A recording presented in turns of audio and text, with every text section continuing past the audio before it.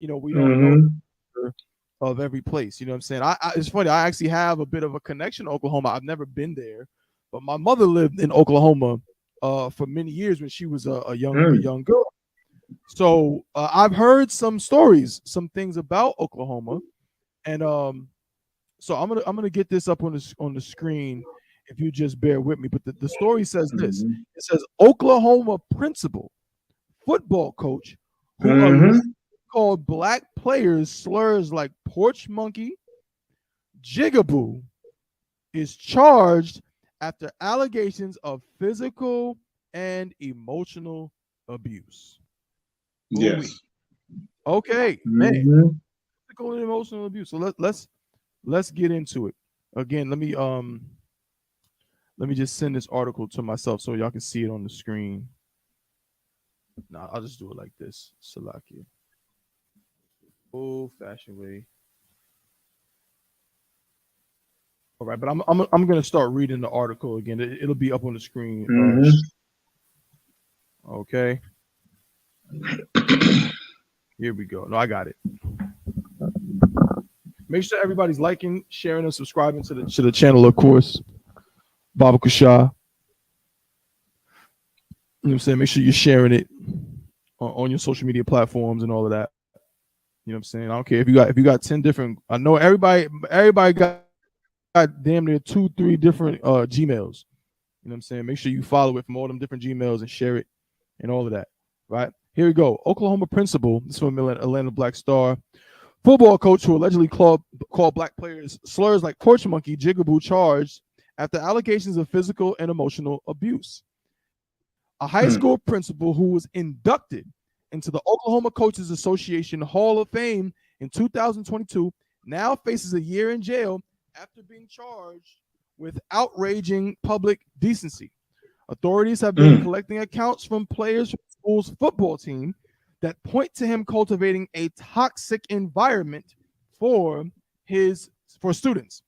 The Oklahoma State Bureau of Investigation says Ringling High School principal and head football coach Philip Coons. You can't make it. Oh my God. Philip Coons created a cult-like environment that espoused toxic masculinity, homophobia, racism, and other forms of social and physical abuse. Here we go. Here's Philip Coons. Mr. Coons here. He looks just like I would expect him to look. Yeah. And that's exactly what I would expect from the story we're currently hearing. All right. Philip Coons, y'all. Here you go. I'll read on. It says his students and their parents' complaints helped launch the investigation after Coons' contract ended in February of 2023. The Oklahoma State Department of Education placed the coach on a 4-month administrative leave on February 22nd, 9 days after the local school board voted to renew Coons' contract during a contentious public meeting. News station KFOR reports. A little more. As a result of Coons' behavior, students and their parents secured legal representation, believing their civil rights had been infringed. These boys were subjected to a cult-like environment where this guy would groom them, break them down to where they were at a point that they wanted to quit playing football. Some of them wanting to commit suicide, and then would build them back up within that cult system and create a deal where he was the most important thing in their lives. Todd Mercer, a lawyer that represents one of the players, said in the interview with the Daily Beast. Here we go. He would isolate them from their friends, from their family, even from their doctors. The attorney said before adding that black players on his team were especially disrespected. Ringling, a town of approximately 1,600 people in southern Oklahoma, is less than 1% African American, census data shows. According to Mercer, Coons called his players of African descent the N-word, porch monkey, and stupid African. One student said he called a teammate a jigaboo and that those racist slurs even impacted him. So we're going to get into it. Last quote. This hurt considering you could clearly see the player getting upset, the player said in a statement. The player also came up to me and expressed how he felt targeted and singled out by his skin color. Ottawa, please give us some insight. This is a glimpse into the world. Hold on, if I could, 1 second, so I'm gonna get right to you. We got Officer 1000. What's going on, brothers? What's going on, Cap? What's going on, brother? Yeah, but you know, Shabbat. What's going on? Hey, singing, hanging in there. What's going on, Cap? What's going on? All right. But you right in time for the shenanigans, bro. My man, right on time. All right. So, Cap, give us some insight. You know what I'm saying? And Kawhi, I want you to get because I know you're a traveled man. You know what I mean? I have always been telling you that around about what's happening in Oklahoma. You know, it's of course it's the dime a dozen state. You know that every 12 brothers you see, whether they're black, Hispanic, or Native Indian, got a oppressor, a so-called white woman for their wife. You know, 10 of them. Like I said, 10 out of 12. 10 out of 12. You know, down a dozen. You know, so it's like you see a whole lot of, like I said, you see a whole lot of old black men with old white ladies. You know, just a couple. So that type of behavior is like really like a common thing in Oklahoma. You know, it's common. You know, and you see it a lot, and they are joined together. We are joined together with the oppressor, some kind of bad in Oklahoma. Right. But that still does. I mean, you know, you can. I mean, it's an evil that people don't recognize, and this is the evil that I'm talking about. You know, with that, it comes what? These coaches are like this. Coaches like that. And then it's like, did you read the part in the story on top of one about he made them practice naked, nude? No, I did not, sir. Okay, that was another thing. That was on the news. I just heard that the other day. Maybe yesterday. I heard him. He made some of his football players practice naked. You know. So you know, and so you know what he did to the black ones. You know, and then he said, you know, so it's like it's crazy. It's crazy that all these things are coming about, but we are the priests and the prophets of the Lord, and we bring it out of the Bible, like in Lamentations, what is it, 4:22, when he said he's going to discover Esau's sins. Right. He's going to uncover. I believe it. I don't know. I'm paraphrasing. It says he's going to uncover or discover his sins. Like all these things are going to come out. They coming out a lot. They're coming out a lot, and all these things are happening. And good Lord, come on. And he didn't. Can you imagine? And what was about the 1% black? Yeah, it's the town has 1,600 residents, and it's only 1% black. So that means about what 16 black people in the whole place. Man, y'all better. I mean, come on, good gracious, man. Right. That's terrible. 16. Can you have any man? Do you have any other place to live? I mean, come on, to live there. Crazy. I mean, come on. You talking about get out? I mean, come on, man.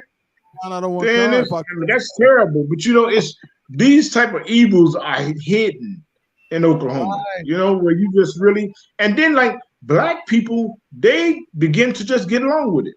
Right. Like the like the homeborn slave. Like a homeborn slave, they don't really see it like it's really racist. Right. They just say it's a way of life. He's just an evil white man or whatever. You know, they probably don't even call him evil. They probably say, well, he's just his coach.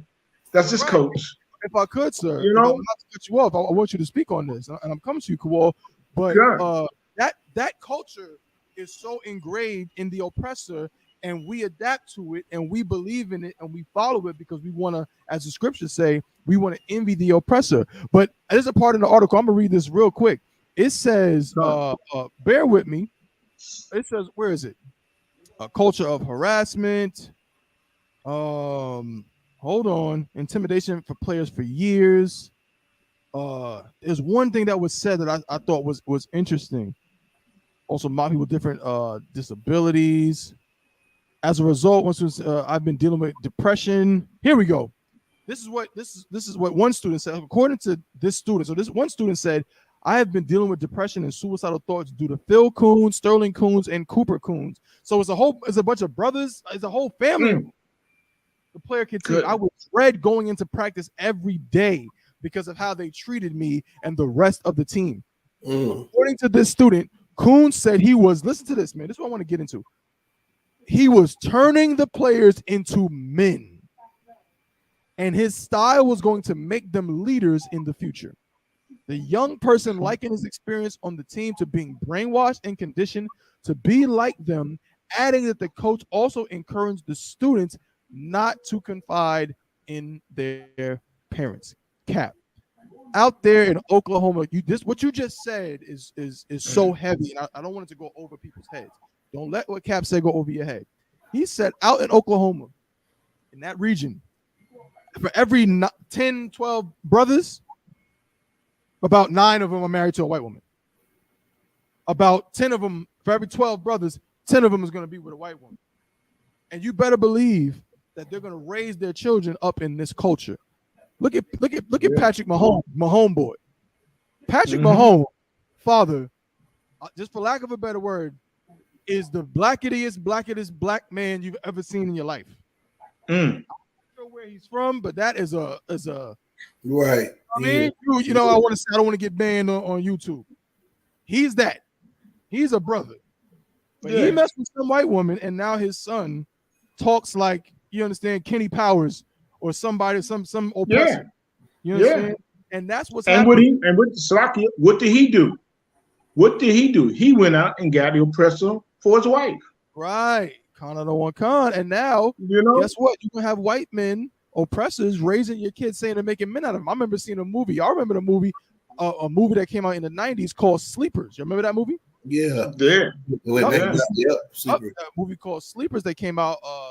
That River Phoenix in it. Yup. Robert De Niro was in it. A lot of celebrities in it. And in the movie, these boys, I'm not spoiling it, but these boys went to a reformatory school and they was getting raped. And towards the end of the movie, the cat who was raping them, who was played by Kevin Bacon, when they confronted him, he said, "We made men out of you." That's the culture.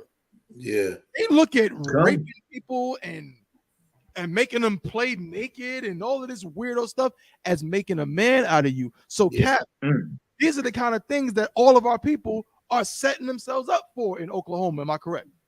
Yes. Nice. Yeah. And and you can rest assured it goes on a lot. Right. It goes on a lot. You know what I'm saying? And they feel and they would, like I say, if you come against them and say that they're wrong, they will hold you. No, wait, you wrong. You wrong because you bringing that stuff. You talking about that stuff. You wrong. You know, you trying to split us up. Right. You know? It's crazy. It's like I said.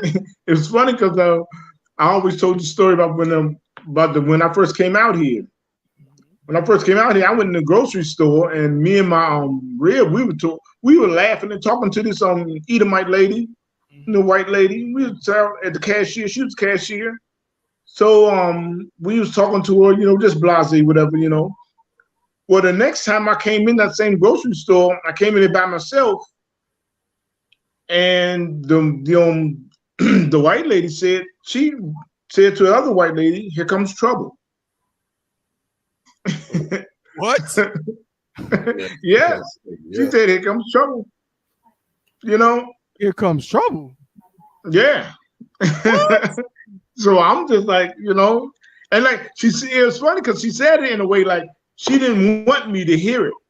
Right. But she said it under her breath. Like they were saying, like, you know what I'm saying, when the stores they're real busy and they have time to talk to one another, the cashier, because it's like a grocery store, you know. So she said to the other day, and look, the funny thing is, it's a lot of this store is like a Hispanic store. A lot of Hispanic people work there, and I think they may own it. They may be, but you know, of course, you have oppressors working there. You know, so this oppressor said to the other oppressor, "Here comes trouble." Good. Nice. God damn. Yeah. Here comes trouble. That's crazy, Ottawa. Yeah, I mean, it's like, that's why it's like it's so crazy, and terrible how joined we are. That's why when we go out to camp, we be out there, blazing, and our people, a lot of Israelites and Gadites at the place come past the place because it's like a movie theater and everything. So a lot of them, they come past and listen, and they be like, agreeing with us. Some of them get flyers and stuff like that, But a lot of times, you have the oppressor come up, but a lot of times Judah, they may listen to a certain extent. They'll listen and then be like, but it's like you could sell a lot of them are tied to the oppressor. Right. They're tied to the oppressor, and they like really like, I can't. They don't want to be on camera, and they don't want to be like really caught like agreeing with us. But a lot of them be like, yeah, they really feeling what we saying, but they don't want to rock the boat. Right. They don't want to rock the boat, so they just mainly this one brother and sister. They talked to us before we started the camp. They was talking to us and agreeing with us and talking and everything. And then when we started the camp, they was like way across the way listening. They didn't want to like stand there. Right. They didn't want to stand there in front of us and get caught on camera. Right. They were like way over there sitting down, like listening. Then I'm thinking like, damn, why don't they just come over, But right. You know what I'm saying? It's like, hey, Raven, we can't be caught like really listening and agreeing with them. Right. Kind of know what I'm saying? So it's like, that's why you say our job is to wake our people up, and in a haste, because we don't know if the Lord going to just hit this place with a tornado and just take it out. Take it out, and the only place it's going to be standing is the Israelite School of Universal Practical Knowledge. That's right. That's the only place it's going to be standing after the Lord sent an earthquake through here. You know what I'm saying, or a tornado or whatever. You know what I'm saying, but it's like, what I'm saying, it's like I can see something like that happening here. Right. It's like the scriptures say, their wickedness is great. Out here, their wickedness is great. Right. Right. So many of us are just so torn and destroyed, man. Like I said before, you always see that old black man and the old white woman, and they just and the man looks so downtrodden. He looks so downtrodden, like all the fight is beat out of him. He don't have no fight in him, And it's like, it's a terrible thing to see. It's a terrible thing to see, but that's Oklahoma. Right. That's Oklahoma. And like the story we bringing out right now, the story about the football coach, come on, good Lord. Right. I know a whole lot of them are dealing with the same thing. That's right. Damn right. Right. Cool. Oh yeah. So this story about this coach doing all of these heinous things and saying, racial slurs, but he in his mind, his program, you know what I'm saying? It's he's trying to go against the grain and make men out of them and make them tough and all of this, but he's calling them coons, he's calling them jigaboos, and he's calling them the N-word. He's calling them little Africans and things like that. And it's interesting, again, it's happening in this kind of place. Now, Kawal, you're a traveled man. You've been a lot of places. And what I'm saying, of course, coming up in North Carolina, is this something? Have you seen anything like this, or been around anything where it's like, yeah, like that's how they do, especially in those towns. This is a small town. I think it was called Riddleton or Ridge something. Only 1,600 residents. This ain't some major city. So does this surprise you? Is this something you've encountered before? Right. It's not surprising. It's not surprising at all, because I'm familiar with those type of small town coaches and football and basketball programs. And it's crazy because a lot of coaches feel like that. Not to say feel like that, but abuse their players verbally, physically, grabbing their face mask, or smacking them across the head, or punching them in the chest in basketball, or grabbing their jersey, bringing them in their face. That type of passion that these coaches have, sometimes they try to live vicariously through their players because they feel right. They were trash. Yeah, you don't see Primetime doing that because he made it Hall of Fame. He cool. He dancing on the sideline wearing shades and jewelry. And people hate that, but he could be abusing these kids, which he's not. Right. He's not living vicariously through these kids. He's achieved everything. Right. A lot of these coaches are very insecure. That's right. And this specific guy here, this specific coach, not only is he a pervert and disgusting bastard, his sons are too, because they coach with him. Wow. And I started wondering why the hell the staff didn't bring him up on charges before the players had to. Right. His sons, he taught them to be disgusting like him. That's right. Even going so far as to talk about the teachers they screwed around the kids. So imagine your math teacher look good, or your Spanish teacher, and you go to practice and you hear one of the Coons brothers or the coach saying how they smacked her last night. Wow. How they took her down after Chinese last night. And you in class trying to focus, you thinking about your coach hitting the teacher. You shouldn't be hearing that. It's something called grown folks business. That permeates through the program. You don't say that around kids. These are still kids. I don't care how much muscle they have. Go ahead. No, go ahead, bro. I'm just agreeing with you. I don't care how much. I don't care how much creatine they take, how big in shoulders they are. These are children we're talking about here. They need a chance to be able to play football or play sports and go to school academically in an environment that fosters their learning, not hinders them. Talking about sexual escapades between players' girlfriends. Like one of the comments said that if one of the players had a girlfriend on the team and she dumped him like a cheerleader or something, she go screw another guy, and then they ridicule the dude like, hey, she's screwing this guy now, and they'll start calling the boy player by her name. Just making them feel even worse than they are. That's not fuel to push more weight. That's toxic. And what that's going to do is it's abuse. And them kids, you try to make men out of them, you're making a bunch of perverts, angry little boys that's going to join the workforce, and they're going to get fired from their first job for sexual harassment because they're going to think that crap is okay. And I'll be brief. The life of an athlete is sometimes a cold, lonely life. Meaning, if you really care about that sport, you're going to dedicate a lot of time. And if you're really good, you might miss your prom for it. You might miss your senior day because you're too busy traveling or you're doing things to try to make it to the next level. And the last thing you need is to have these experiences where they're very, very abusive and you don't have a lot of happy memories about football camp, basketball camp, because you hear the voice of this coach yelling at you, calling you a P word. That's right. That's or right. Stuff like that. And the stuff you sacrifice to try to play these sports is just not right. That coach will owe them more than you taking the time from these kids. That's something you can't get back. So they say he was only facing a year in prison. He need to be facing more than that. That's right. The damage he's causing is going way deeper than just surface level. That ain't something you just get over. You're embarrassing them you're embarrassing players in front of the kids, in front of each other peers. Not only would he probably, if he's doing that in practice, during the game time on the sideline, it gets quiet sometimes. I've been in football games where I can hear the coaches, assistant coaches, like berating these children on the sideline. Like, you soft as hell. That weak ass hit. I'm like, man, his girlfriend and mama sitting in the stands. Like, you talking about? It's like, that's why I came to school. I really learned true brotherhood and sisterhood comes to U.P.K, like how to talk to people.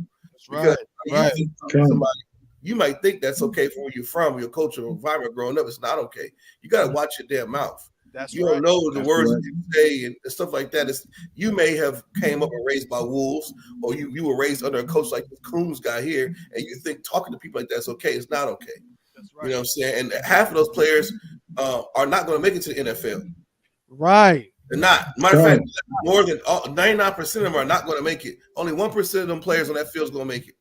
Right. Now, the rest of them are going to work for Subway. The rest of them are going to be your managers at Walmart, your teachers, your police force. And that's what you're going to be dealing with. A bunch of freaking sexual deviant, idiotic, uncontrolled students because of what they've been through. That's right. So he should be fired. He should be fined. And he should be banned from coaching ever again. That's right. And his sons should be banned and fired. And of course they're white, so they picked this picture, this big ugly caveman, and then on top of that, where's his son's picture? Where the assistant coach pictures at? Everybody should be held liable because if you're doing that to kids, everybody heard it. Like he's in the coach, it's a coaching staff, not just one coach. A football team has like 10 coaches. Right. Basketball team, you might have 2 coaches or 3 coaches. A whole football team with 100 kids, 60, 70, you got like 5, 10 coaches, man. Like, yeah. So lock your brother. What you saying is, I went to go find a picture of the Suns, man. This cat is not brother. He's definitely not a brother. This cat is so disgusting. I'm reading the thing right here that says he faced allegations he bullied and harassed his players. There's among the allegations are claims that Coons exposed his genitals during a motivational speech. This dude is a pervert, man. Yeah, of course he did. Yeah. That's a charge in itself. On the head. Yeah. You hit the nail right on the head when you said these guys are pregnant. And that's what I was talking about, Cap and Kawal, when I brought up that. You think that this is just, he's just so passionate for the game. He's so passionate for the sport. That's what they always do. Remember back in the 80s, they used to love? They used to love Coach Bobby Knight. Oh yeah, Bobby Knight. Yeah, Bobby Knight was throwing chairs, yelling at players, and all of this stuff. And they thought, he's really trying to make men out of them. He's really wreck and a BAN. Basically, what he is. You know what I'm saying? If you're a real coach, you coach with, you know what I'm saying, like Greg Popovich. Again, I'm not giving props to no oppressor, but I ain't never seen Greg Popovich smack Tim Duncan upside his head. Nah. Exactly. And I ain't never seen him do. He didn't have to. Exactly. This X's and O's. Do this. Do this. Get your head in the game. Yeah, you sometimes you rallying the troops. Cool. You know this. During your time being in East Coast military, of course. Like, or anybody, even you, Cap, just leading men. Sometimes you got to be a little stern. But showing your genitals in a motivational speech, what the hell is that? Yeah, they're perverts. And even in Esau's military, when you go to basic training, a place where you getting kids off the street from all walks of life, even a drill sergeant, they'll say some foul stuff to you, but they're not showing you their genitals. They're not going to the point where they're trying to destroy you mentally. They're just trying to break you down in order to get you used to dealing with stress in wartime situations. So you can think clearly. It's a totally different psychological ball game they're playing. I'm not saying that every drill sergeant was right, because I've been around some toxic drill sergeants that should have been fired. However, not one of them has showed their genitals or talked about having sex with a fellow another drill sergeant. But these coaches here over a game. These are grown men who are trusted to watch these children and teach them football. And you're not teaching them football. You're teaching them about who you had sex with and showing your genitals. They should be on the damn registered sex offender list. That's right. That's crazy, man. Like, how the hell do you get away with this nonsense? And they just now saying something about it. That's registered sex offender activity. I come to learn how to play football. Now I got to see your genitals, and I wonder what the speech was. Be a man like me or something. Like, what the hell are you trying to? What are you teaching them? Right. He's never gonna forget that. Now he's gonna do that. He's gonna do that crap at some football camp, and he's gonna think it's okay. He's gonna get fired. Right. Like you come up north, country boy, out there, Oklahoma, some bumfuck town, USA, and you out here in the middle of nowhere. You come up North Carolina or DC or Delaware or New York or go to Cali with that nonsense. Yeah, your parents are gonna beat the hell out of you. You ain't you get away with that crap in a little small town. Hey. Yeah. Salaki, my brother. What you saying is so heavy. What's that stupid song that Devil brought out? Try that in a small town. Yeah. We see what y'all trying to do in a small town. That's why nobody want to goddamn live there. Oh yeah, everybody's in on it. As long as they're winning, that's probably a program that's a winning program. And as long as he's winning, they let him do what he wants to do. But and you racist bastards. Like, I would never. That's why my son don't even like sports. I don't know how the hell that happened. Cause my whole house we full of athletes in here. I don't know how I just skipped his ass, but I ain't even mad at him. Right. So I'm like, hey, it is what it is. But yeah, it's crazy, man. Disgusting leaders. Those children, they deserve a better football coach. They deserve a black man over them that's going to teach them right and teach them how to be good coaches. But you don't hear this nonsense from black coaches. It's usually white coaches doing this nonsense. No. Yeah. And it's funny because black coaches are held to a higher standard. Way higher standard. You can't even wear a hoodie. You can't even wear a hoodie in football or sunshades because you're a thug. But you can pull your hammer out in front of kids though. Right. Look at how they talk about Dion, like you said, Kawal. Yeah. They talk about Prime. They talk about him because he got his shades on. Oh, why is he wearing his shades during an interview? Why is he wearing a hoodie? They talk about him like this. For a black coach to get a movie made about him, you got to be Coach Carter. You got to be Coach Carter. You got to wear a suit. You got to make all the students wear a suit. Yep. Make y'all be on your best behavior. Y'all got to get straight A's and all of this. But a white coach is Bobby Knight, who wears a sweater everywhere the hell he goes. And throws a goddamn folding chair across the stadium. Right. And guess what? When he did that, Some people loved it. Yeah. They said, "Oh man, you see the passion. Oh, the Hoosiers. Let's make a movie about Coach Bobby Knight." But we're not held to that standard, man. The oppressor is the devil. The Bible speaks of. Right. Man. Yeah, right. He is the devil. I'm so glad these stories come out. And the water, you know what I'm saying? Cap for all the insight you gave us, and Kowal as well, because people wouldn't know. The brothers and sisters wouldn't know that these kind of things go on. You got some coach calling your child a jigaboo like it's 1896. Right. Jigaboo's crazy too. Jigaboo? Jigaboo's insane. What was he doing for you to call him a jigaboo? That's what I want to know. Like, what the hell are you talking about? Because my son didn't make the tackle, he's a jigaboo? Yeah, like and a porch monkey? Yo, they would get away with murder out there, boys. 1 year in jail. Nah, yo, that's we're reading an article that said he indecently exposed himself to children. Yes. And Salaki, you know, when they have those, you know, you got people like let's say the sheriff of Tulsa. They just hired him maybe about a year or two ago. I think his name is Tommy Johnson. He's a black guy. You know, with people with homeborn slaves like that, we ain't got no help. Because he's a good old boy. He's a good old boy. And I think his name is Tommy Johnson or something. He's a good old boy. And he talks well and everything. And we don't have nothing. Hey, relying on people like that, good Lord, that's a mad joke. Right. That's a mad joke. This is why things keep on happening like that to us. And this is why coaches like that keep on getting hired and everything, because he's going to do one thing. Is he's such a homeborn slave. He's not going to come and say, okay, I'm going to really keep an eye and help my black people out, help my black people rise, you know.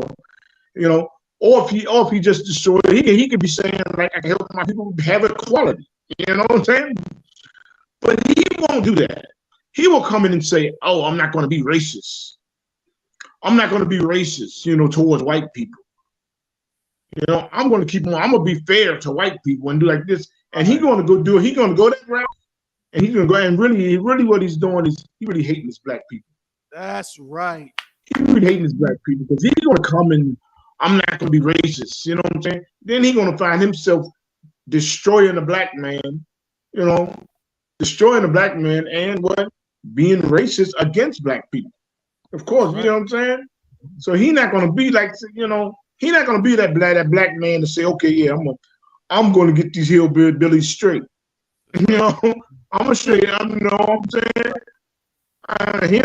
He don't even have to be to them, but he can make sure that, hey, you know, black people don't be getting, you know, whatever the evil thing that happens to them, that's not going to happen to black people while I'm at the helm.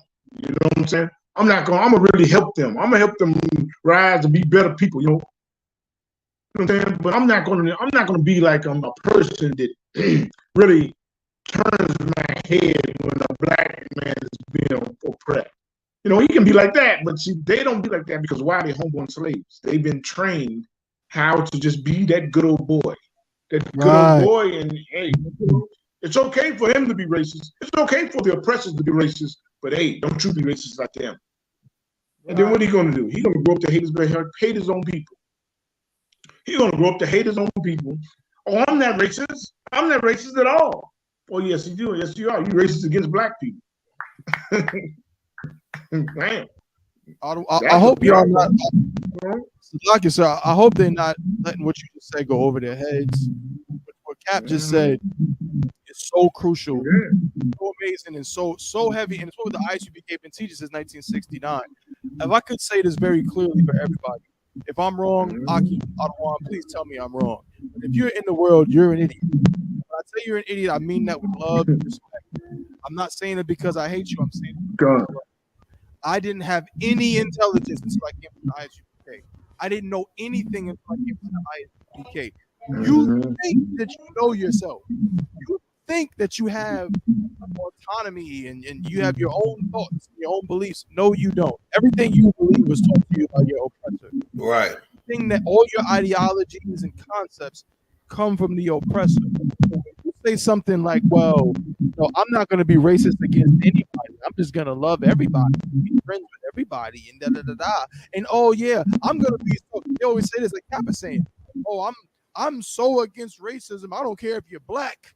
If you're being racist and you're black, then you're wrong. Guess what? Ain't no goddamn such thing. You got to make a choice. This is a fight between good and evil. Either you're on the side of good or you're on the side of evil. You cannot be in the middle. There is no gray area. You cannot love your oppressor and love your people. You just can't. And guess what? You can't love your people and love the oppressor. You just can't. You can be nice to them. I'm very respectful to oppressors.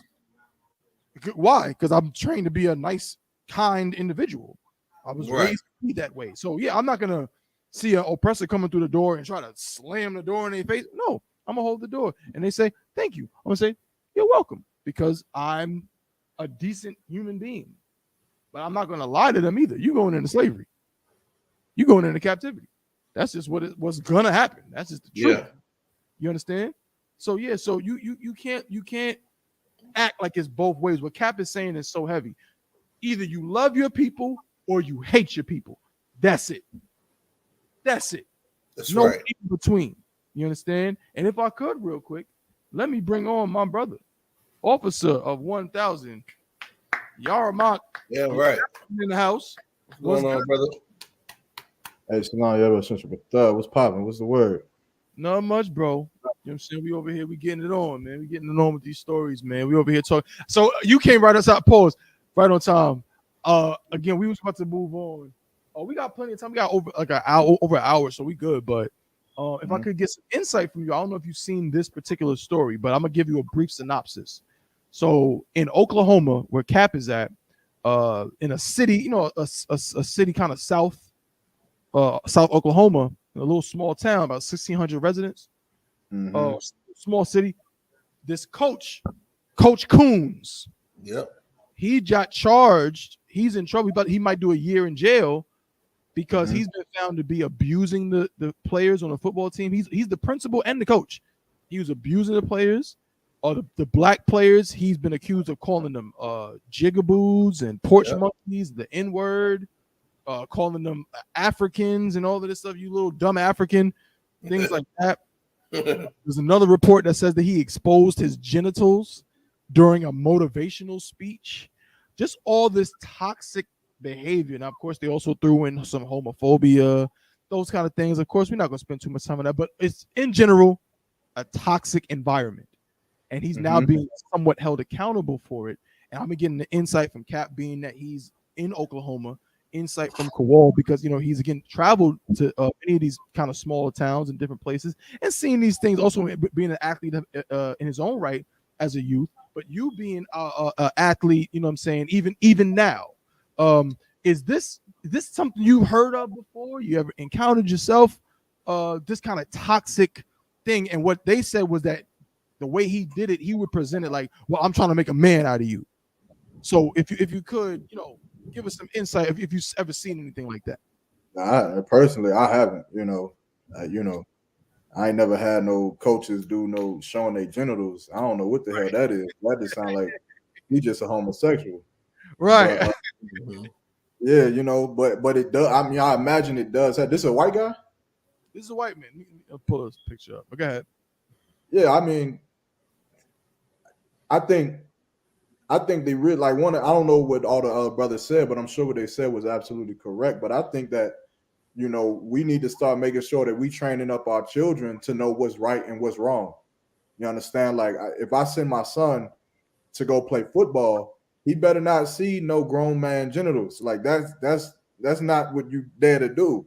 You understand? A lot of times, because parents aren't being parents, that's right. Coaches, figures in our communities, they kind of play parent in a certain way. Like, I don't need a football coach to parent my child. I don't need a football coach to tell my child how to be a man, right? I need a football coach to teach my son how to run routes, how to read articles, and how to do plays. And that's all you're there for, you understand? And really, I don't even need you for that. all too much. But nonetheless, my sons will be taught that homosexuality is a sin.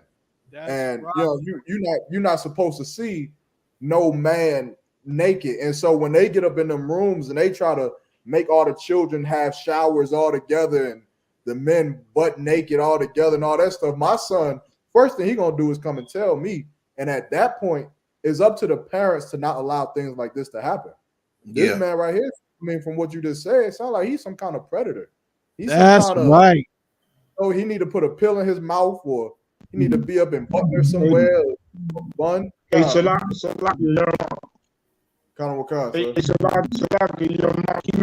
he make them practice. He make the team practice naked.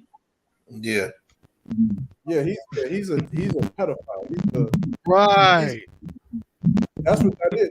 So I don't know. I would have to read more of the story. Like the first time he made them practice naked, like the parents said something, or was this something continuously happening? It was continuous, and if I could, again, a lot of the students now are coming out. There's a movie, I'm gonna say this real briefly. I don't want to cut you off here, Armand. There's a movie that came out a couple years ago called Whiplash, but it's not about sports. It's about a cat he wanted to be a drummer. Go watch that movie, and you'll see an example of a teacher who, he has that, again, that toxic, like over the top thing going on with his students. Like Kowal was saying, like he's trying to compensate because he never became the Pro Bowl running back he wanted to be, or the Pro Bowl quarterback he wanted to be. You know what I'm saying? Or he never got a chance to coach in the NFL. So now he's over here yelling at students like he's like he's freaking, Urban Myers or or somebody like that, or right cats in the NFL. You know what I mean? And so he's overcompensating, and that's what it seems like. So when I was asking you that question, you're about the water again for your answer, but and this is my opinion or my perspective, and I want you to respond to it. Again, I never played high school sports or college sports. So like, I know we got a bunch of athletes on the goddamn Chainbreakers podcast, a bunch of ball playing basketball, boxing ass niggas on the damn show. One, you know what I'm saying? I was at the science fair. That's where I was. He was on the block. You was pushing that weight. Hey, why you gotta tell everybody my business, bro? but nonetheless, there is, again, from movies I've seen and from these are different things. It does seem to be like some of these sports, even again, like this guy is a pedophile. We know that. But Yarmak, Kowal, Cap, anybody can respond. Is there often a toxic culture around youth sports? Is youth sports in and of itself often kind of carry with it a kind of toxic culture? And we're not feminists here, but toxic in the sense that maybe some things are a little overboard. You understand? Is that something? Would you agree to that, Yarmak? Or you think it makes sense what it is? If I could, I mean, you got to remember, there's so many ways you can unpack it. But when it comes to sports in general, and Kowal has said this many times, right? And sometimes I don't even agree with Kowal, but at this point, I have to agree. Because Kowal be getting all athletes, man. But I have to agree that when you tell black and brown kids that the only way you're going to be great in life is to dribble a basketball, what does that open up? That opens up the avenue to like, yeah, this coach is going to molest you. But if you want to make it a play for UNC, you better not say nothing. Right. Coach K. He's the high school coach that sends hundreds of players to college every year, so I mean throughout the year. So it opens up a certain avenue where you're kind of trapped in this, this trail where you have to fall in line. You have to take what the coaches give you. You have to take what the atmosphere comes with. You have to deal with it, which is why a lot of times they say as you level up in sports, the funness of the sport, it becomes more business, which is why a lot of people I think 6.7% of all high school athletes in the world make it to go play college. 6.7, because it's so much of a business and there's so many things that you don't like to want to go through. But I will say this, so I won't be long-winded. I will charge parents. I will charge the parents. Parents, I know we want our sons to make it to the NFL. We want them to make it to the NBA and be great in whatever we want to, whatever it is.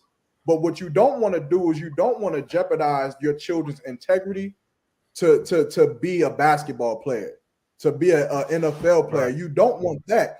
And if brothers, like I could imagine me, Thabuan, Captain Yagawab, Officer Kawal, Bon Kayal, and I.S.U.P.K, all the brothers, and we got sons, and they on a football team. And we being fathers like how we are, trained under Commander General YAHANNA to be the fathers that we are, the things that I'm hearing about right now would never happen. You would never abuse Kawal's son.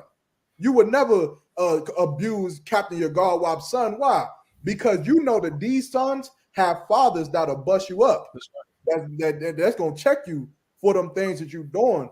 But a lot of times, man, you see with parents, the son is like, man, I feel like the coach is abusing me. I feel like this is happening. And the parents, because we're so impoverished, because we're slaves and we're oppressed, the only thing parents dream of is they dream of you going to college for free. They dream of you signing a contract. And so they turn a blind eye to things that really could be hurting you, really could be stunting your development as a human being, because they want you to develop into being a football player. That it ain't gonna equal out, man. You're gonna have, like, what's that brother's name? And I'm in on this. What's that brother's name? Mikey Williams, right? You're gonna end up with a Mikey Williams, a man who got it all. He got all the basketball in the world, make it to any college, got all the NIL money, rich, but now look at him, about to go to prison. You understand? So you better start developing your children to be honest. Good night. You know, follow these laws. That bring them into the Israelite school of UPK. That's simple as I can. Right. You know, Salakia, and things like that happen. There we go. Yeah, right, brother. Damn right. Damn right. And of course, you know what I'm saying, if I could, just remember, it's not a sin to play sports. It's not wrong with, you know what I'm saying, you want to put your kids in Pop Warner and AAU and all of that, you know what I'm saying? There's nothing wrong with that. But just make sure you get counsel from the I.S.U.P.K. And Salaki stuff. Oh, Salaki, sir. You know, around boxing, it was like coming into boxing. There was so many homosexual coaches around boxing. You had. I wouldn't say a whole lot. But it'd be in certain ones. The people with this word be around. You gotta watch that dude.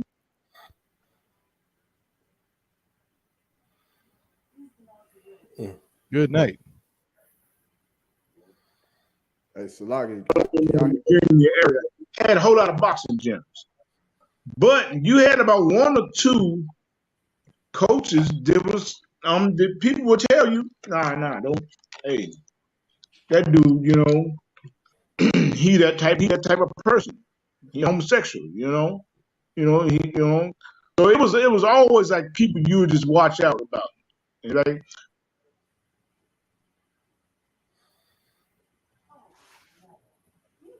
you know, you gotta watch that dude. So you always had that type of element. That type of element was around, you know. Right. And it was like certain people. It was certain people that was protected.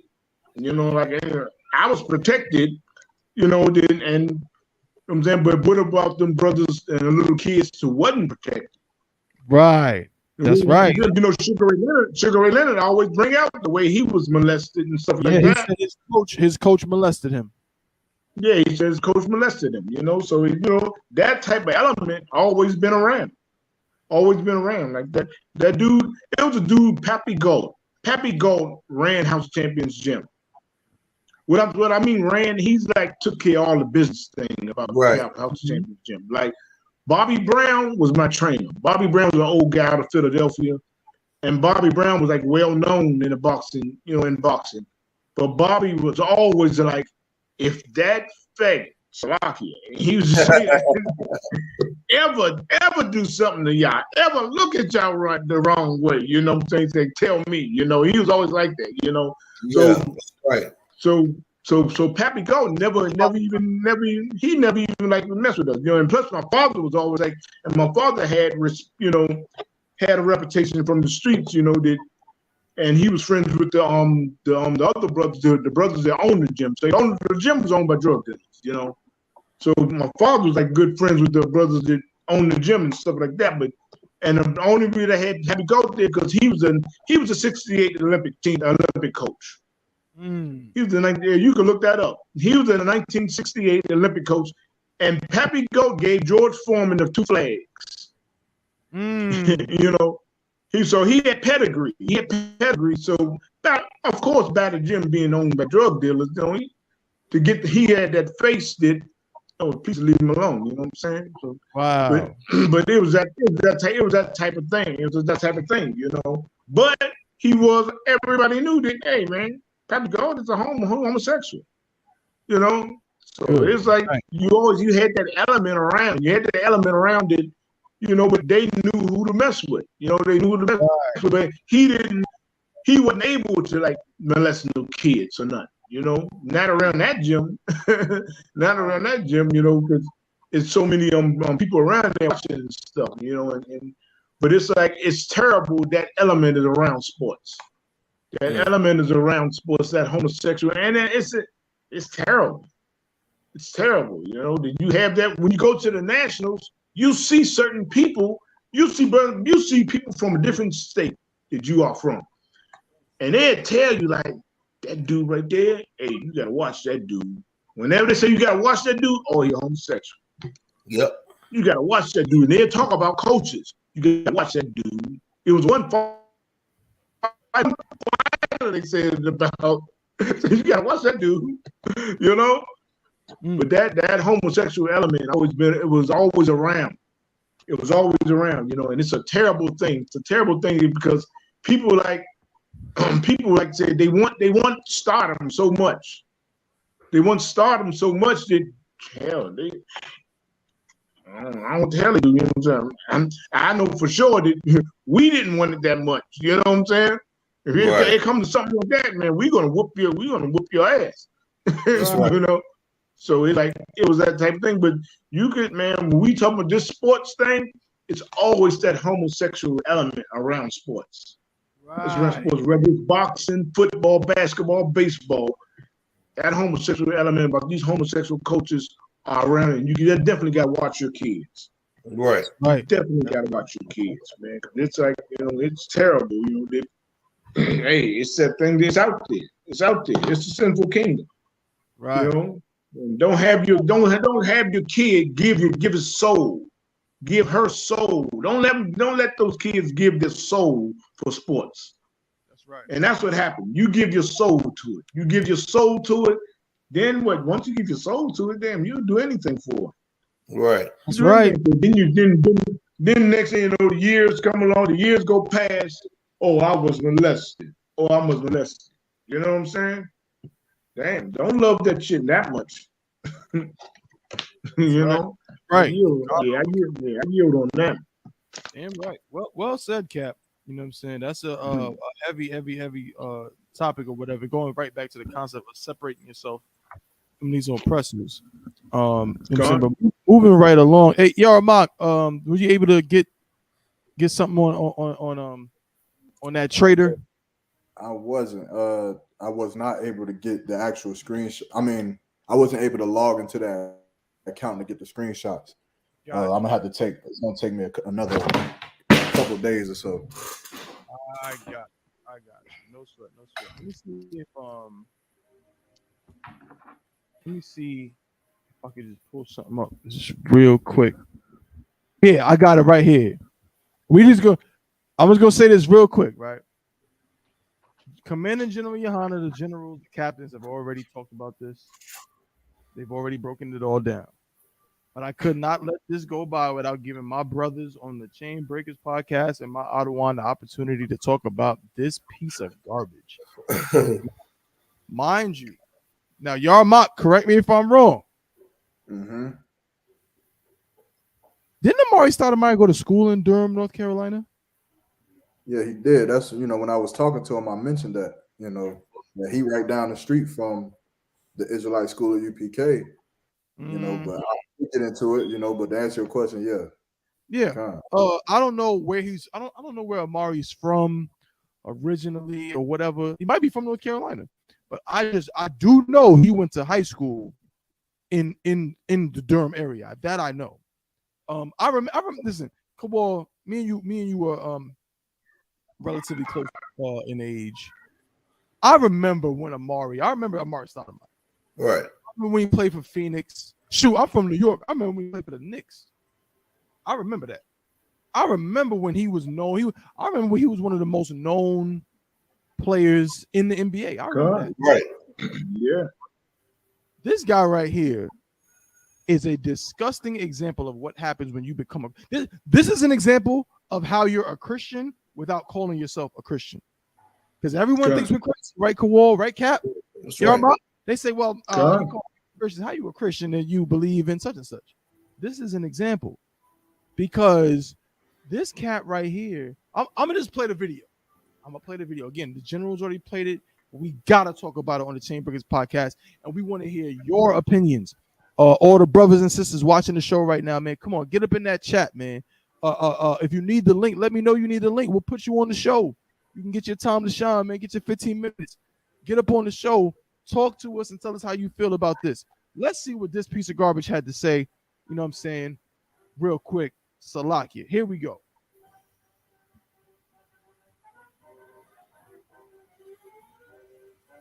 Beast mode.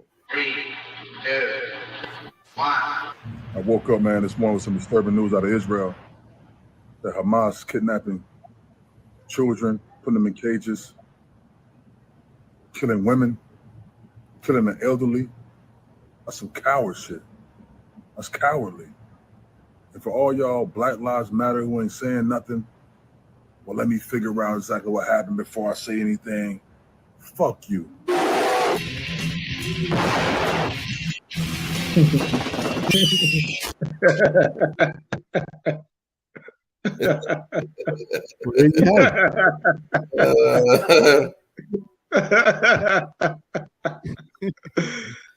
Oh boy.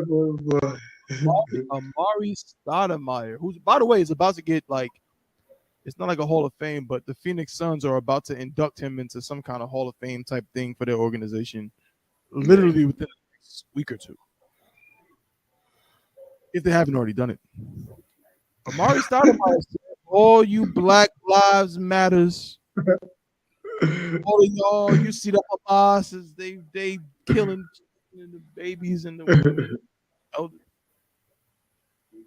He said, Salaki, I mean, you know what? We'll deal with it if it happens. He said, fuck you. Right. That's what he said. Commander, I can't break it down better than Commander General. I can't. God.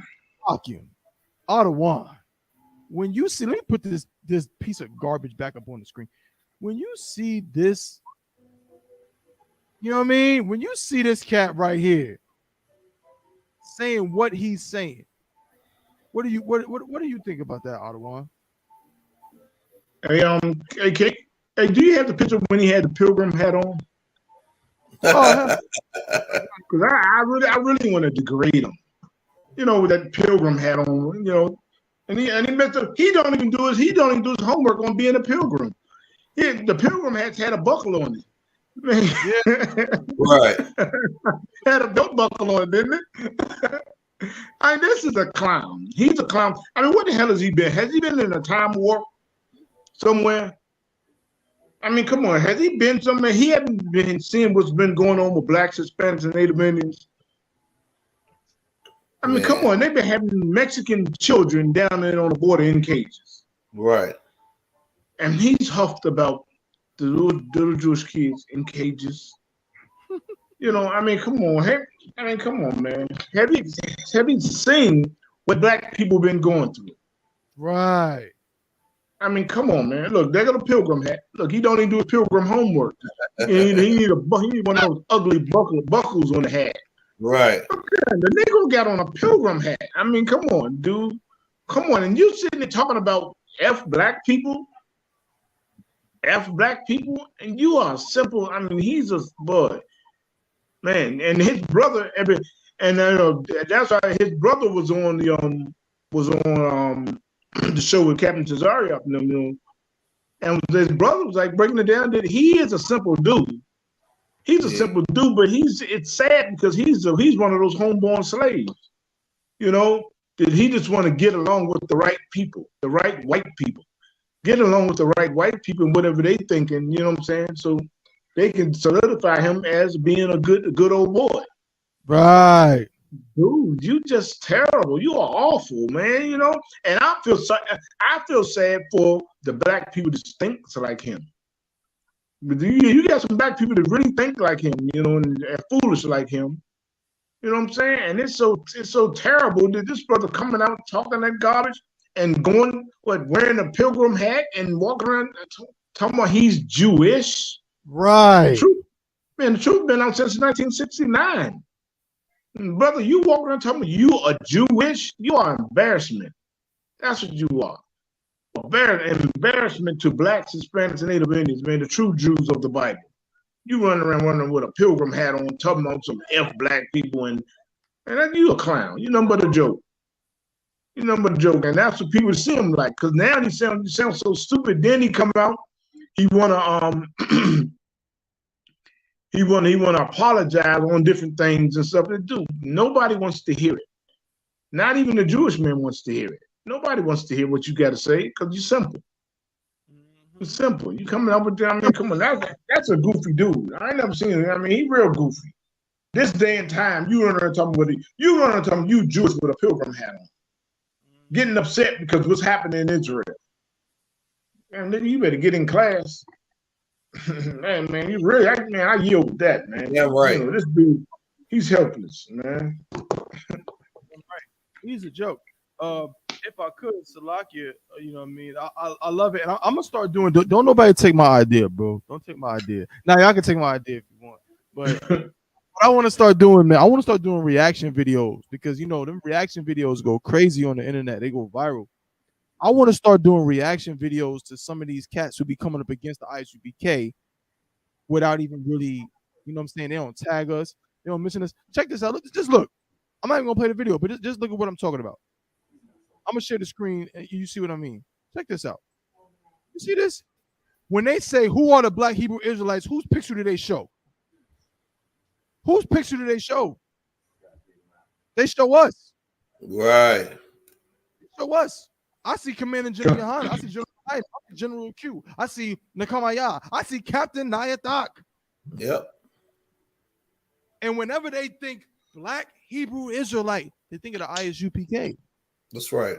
Well, I'm gonna start doing some reactions to these videos and exposing garbage, man. You're gonna go up in here with some devil and talk about us, but you ain't got the nerve to tag us. You ain't got the nerve to hit us up. You ain't got the nerve to email us and ask for an interview with Commander Johnny. None of that. Amare Stoudemire is another piece of puzzle, another piece of garbage. Shout out to the sister Kazakwa now, but she said it's absolutely right. He's a homeborn slave, man. Right. He's a homeborn slave. So again, so YAHANNA, I'm coming to you, Kawal, but I know YAHANNA, you actually dialogue with him. Now, I know you don't have shots right now, but if you could just tell us a little bit about your exchange with him, and how that went. Yeah, so basically, I think I had hit him up. It was about 3 years ago. It was around the time where at least for me, I had first seen him, start speaking about the Israelites and Israelites being black and all this, that, and the third. So I hit him up, and he responded. He responded to my DM, and he was basically just trying to state his cause, which is that we had to learn under the people who we had taught it to. So he believes that the Israelites taught these converts, right, which would be the so-called Jewish man today. And after we taught them, we lost our identity because we served other gods and then went into slavery. And so now in 2023, if we want to have our identity back, we have to learn it from the converts of whom we taught it to in the first place. Of course, none of that is true. Right. And it's dumb as hell.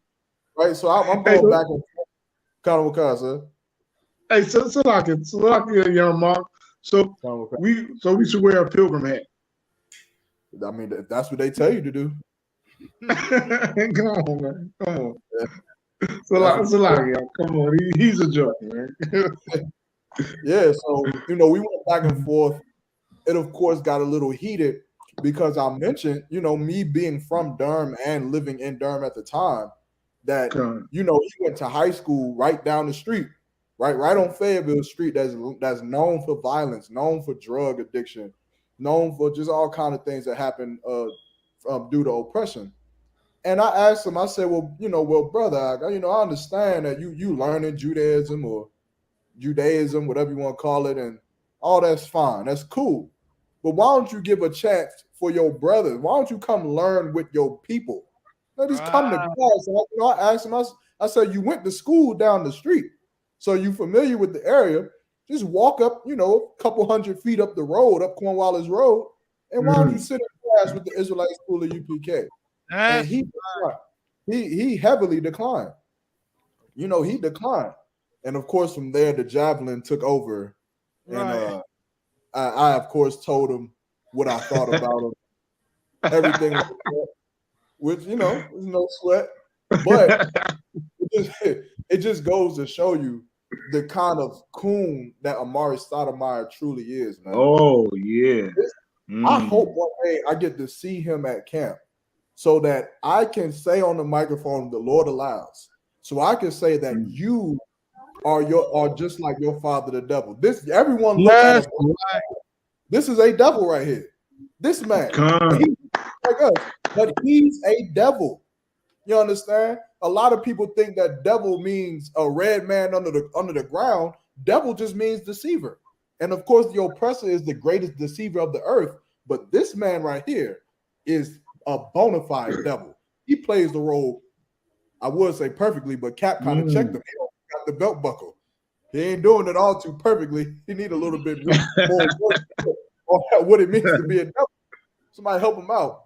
But I ain't gonna be long with it. That was the gist of the conversation. Like I said, I'll get it from my other Instagram profile, and we'll take it from there, man. But this dude is a sucker, man. He a coward. You understand? Hey, Salaki Akim, but hey, what young Monk just brought out, now he is, boy. I mean, come on. I didn't have no respect for him, before we started, but damn. Yeah. Good Lord. He a real terrorist. Good Lord. Yeah. Man, good Lord. I yield on him. Man. Yeah, he's a disgusting piece of garbage. Kawal, I gotta let you get some. I gotta let you get some. So you're dealing with this piece of garbage. Go, Yarmont. That's and he pussy for running back on his words in that interview he did. He's a pussy. Yeah, he's soft. He's soft, man. And you know what I mean? Again, I'm gonna let Kawal. I'm gonna let you speak, bro. But this is so crazy to me and so unfortunate again. I don't have the video, but I remember it clear as day. I remember when he first and let me say this too, man. It's like I'm about to go crazy on your bro. Yo, bro. Y'all fake Israelites, man. Y'all are disgusting, man. Y'all fake Israelites, man. That's why we don't really deal with y'all. That's why we really don't mess with y'all.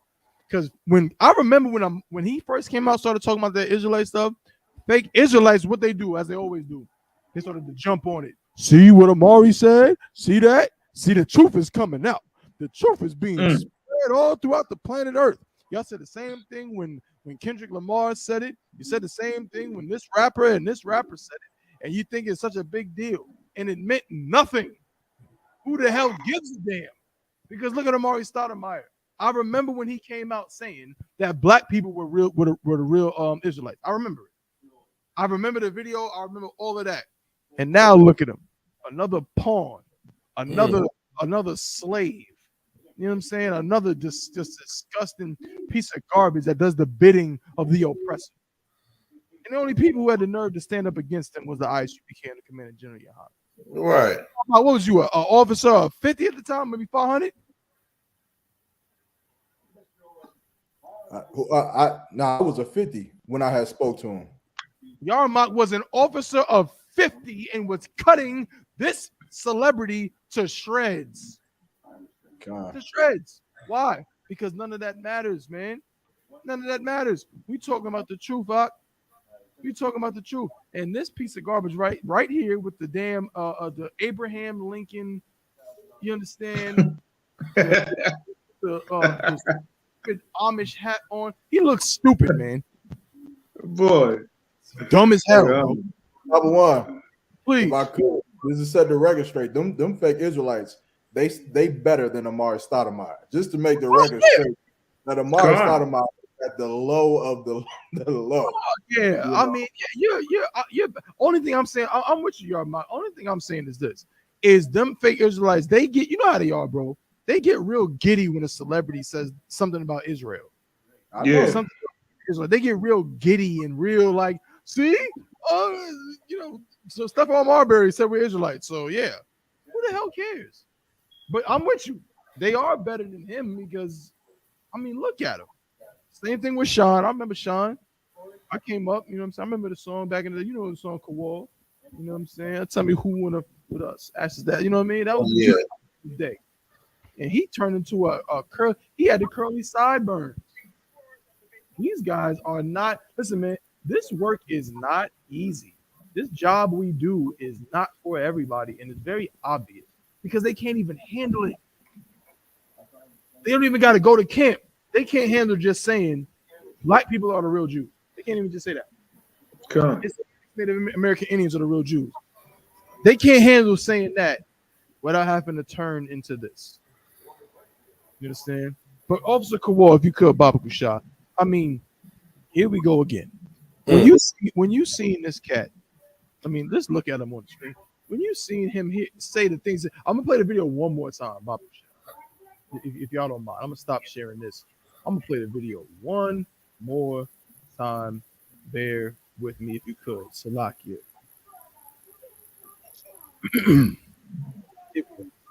let me just play this real. Oh, not this one. A lot of people have different videos on it. Here we go. Yep.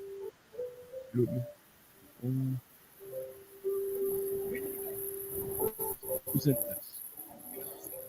Kowal wants you to, you know what I'm saying? I want you to comment on this. Here we go.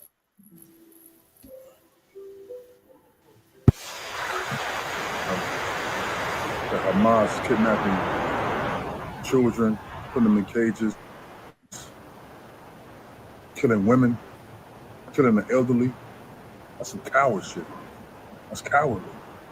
And for all y'all Black Lives Matter who ain't saying nothing, well, let me figure out exactly what happened before I say anything. Fuck you.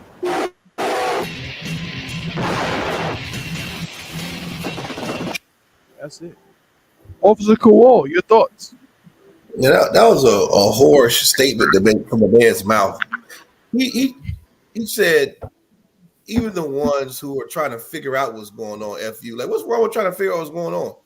I remember J. Cole said that a few years ago about a black. He was like, well, don't be so quick to jump on people because you got to figure out what's going on first. And no one gave him no smoke. But it's like, what's wrong with trying to figure out what's going on first? Everybody's not vested in Israel because he's vested in Israel because he's going over there playing basketball for him. Right. Playing basketball for that whack-ass Israeli team for the last, 10 years because he can't keep up in his position with those hybrid guards in NBA. Yeah. You know, you got Paul George, the same height as him, going by him, and the NBA is like, get him out of here. Mind you, Stoudemire can't keep up. So he can blame injuries all he wants. He couldn't keep up with the NBA. Yep. Right, so he went over to Israel and started, kissing the white man's butt over there, learning how to speak Yiddish and have a compassion for those people. So, of course, he has to say something because he lives over there. He has property in Israel. He has business invested with some of those devils. And if he doesn't say something, they're going to cut his water off. That's right. Just like Floyd Mayweather, no different. They sign his checks, they give him all these big deals, all this, all this jury deals, everything he does with the airlines, like, yeah, they don't cut his water off. So they have to say something in interest of the of Israel. But at the same time, he's not educated. I mean, he came out of NBA out of high school. And, everybody who came out of high school, you wasn't really doing no high school work. So he's really dumb. He's a dumb guy. He's just a dumb guy. I'm not saying you got to go to college to be wise. I'm saying he's a dumb guy. He played all his life playing basketball. He don't know nothing else but dribbling the ball. And he's a fool. He's a sponge where you could just pour anything into. He's going to accept it. He came out of high school in the early 2000s, and he didn't touch. Well, come on, man. Like, what does he really know about anything? He's trash. He's a goofy. Yeah, he's goofy trash. You know what I'm saying? And he didn't. If he wanted to be educated, he could have took that moment to try to educate people on what was going on. Even though I wouldn't care either way, I don't give a damn about either one. But he could have took that moment to sound wise and start educating people on why they should care. He just said "F you." So now he got to walk down the street, and somebody gonna hold him to that. Hey, bro, I heard what you said, and he gonna get smacked. They're gonna smack that stupid pilgrim hat off his head. Yeah, I hope that happens because this is crazy. Respect it. Like going back to the story we was reading before. Like, you would go out of your way to save the oppressor, bro. So you mean to tell me? So you went to school in Durham, North Carolina? Now, I wonder how many times he has said anything about the murders taking place in Durham. None. The murders taking place in Fayetteville, in Charlotte, Greensboro. I wonder how many times he said something about all the violence and all the drug dealing or whatever that goes on. How many times he said something about that? But as soon as somebody messes with Israel because you make money there, now it's F us. Like, bro, like these cats are pieces of absolute garbage. And I'm gonna say this clearly and distinctly. Amare Stoudemire is trash, bro. Like, what Officer Kowal said is absolutely true.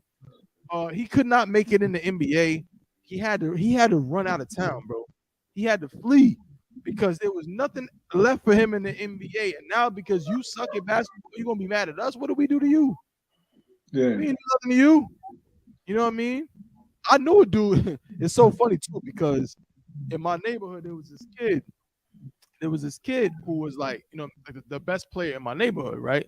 And I didn't realize, and even then I was like skeptical. I think I found out his dad was an oppressor, right? But he had Israeli citizenship. His father was Israeli. Couldn't make the NBA. So you think we'll be saying on the I.S.U.P.K is trash when we tell you that these oppressors are not good? This dude, again, he was the most popular player in my neighborhood. He was undrafted and could not make an NBA team.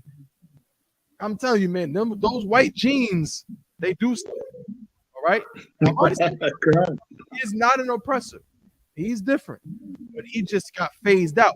But the reality is, man, is like to see somebody of his stature, and I don't mean physically, but somebody down us for the oppressor, man, that's the low, like Officer Kowal said, that's the lowest of the low. You know what I'm saying? And Yarmat, you are going to be the janitor of janitors. You're not even going to be the supervisor.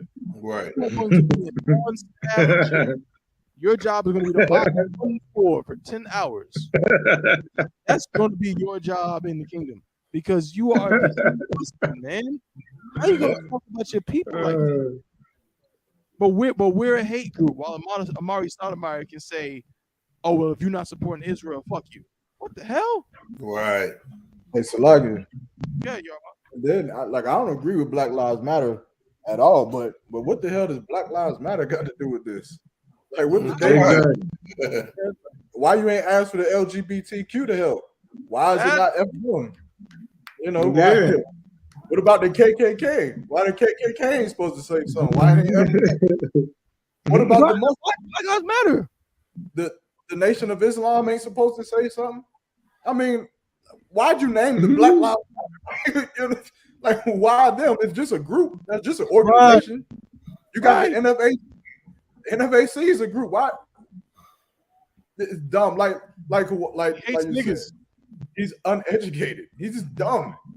He's just dumb, man. Yeah, That's all I wanted to say. I ain't trying to speak too much on it. yeah.